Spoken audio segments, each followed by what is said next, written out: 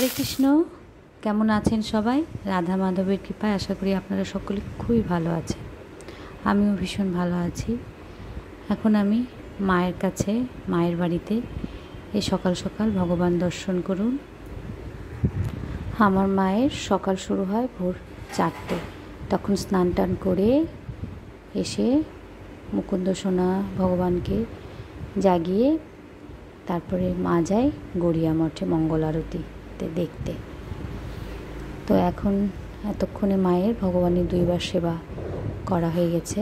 এখন দুপুরবেলা ভগবানের জন্য কী কী রান্না হবে এইসবের জোগাড় এখন করব। এই যেদিকে রাই সকালবেলা উঠে ব্রাশ করছে, আর এদিকে আমি কী কী রান্না হবে মা সব ফ্রিজ থেকে বের করে রেখেছে। দেখছি কী কী রান্না করা যায় ভগবানের জন্য। এদিকে মা বসে গেছে মায়ের ওষুধ নিয়ে। মায়ের ভীষণ ব্যথা, তো তার জন্য মা এখন ওষুধ নিয়ে বসে পড়েছে। ওষুধ খাওয়া হয়ে গেছে, এখন মা আমাকে সবজি বানিয়ে দিচ্ছে। সকাল থেকে উঠে ভগবানের সেবার কাজ করে মা। আমি মনে মনে ভাবি, মাকে ভগবান কৃপা না করলে মা হয়তো এত সুন্দর করে ভগবানের সেবা করতে পারত না। তো যাই হোক, সকাল থেকে উঠে সেই যে ভোর 4টের সময় তার সকাল হয়, তারপরে মঙ্গল আরতি, ভগবান বাড়িতে ভগবানকে জাগিয়ে তাকে কিছু ভোগ দিয়ে তারপরে চলে যায় গড়িয়া মঠে। গড়িয়া মঠে মঙ্গল আরতি করে তারপরে মা আসে। এসে তারপরে ফুল টুল তুলে ভগবানের ফুল দিয়ে সেবা, তারপরে রান্না বান্না করে ভগবানকে ভোগ লাগায়। এই সমস্ত এত কিছু এই বয়সে করা, ভগবানের কৃপা না থাকলে এটা কি সম্ভব? এটা কখনোই সম্ভব নয়।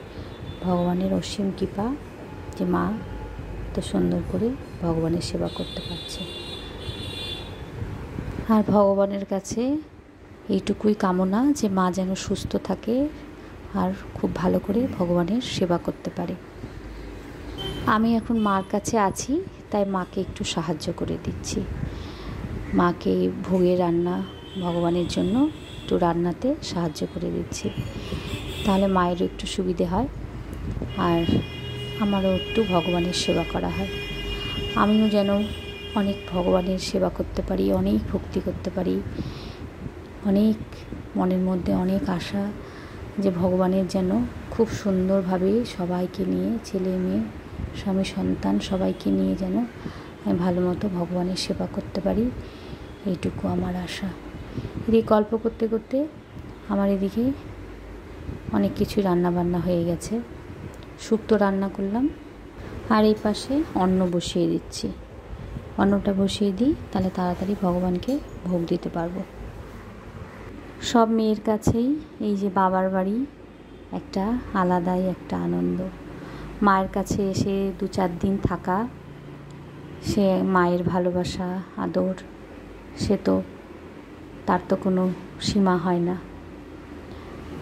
এই তো আমি এই কয়েকদিন ধরে আছি এখানে, এখন যাওয়ার পালা। যাওয়ার কথা বললেই একটু মনটা জানি কেমন খারাপ করে। যদিও বা অনেক বছর হয়ে গেল এই বাড়ি ছেড়ে চলে গেছি আমি, তবু কেন জানি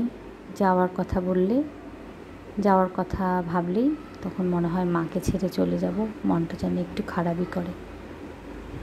আমি বাবার বাড়ি অনেক দিন পরই আসি, কারণ আমার শ্বশুর বাড়ি আর বাবার বাড়ির ডিস্টেন্সটা একটু বেশি, সব সময় আসা হয় না।